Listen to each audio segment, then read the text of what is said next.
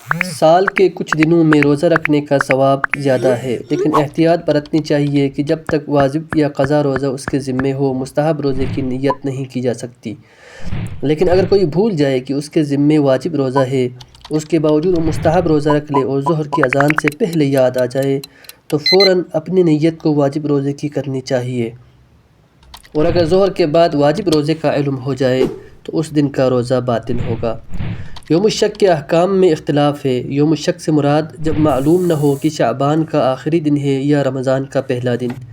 اور اسی لیے اس دن میں روزہ رکھنا واجب نہیں ہے۔ اگر کوئی روزہ رکھنا چاہے تو مستحب روزے یا اپنے ذمے واجب روزے کی نیت سے روزہ رکھنا چاہیے۔ اس صورت میں اگر بعد میں پتہ چلے کہ یوم الشک یعنی ماہ رمضان کا پہلا دن تھا تو اس کا روزہ رمضان کا روزہ شمار ہوگا، لیکن اگر روزے کے درمیان مطمئن ہو جائے کہ آج ماہ رمضان کا پہلا دن ہے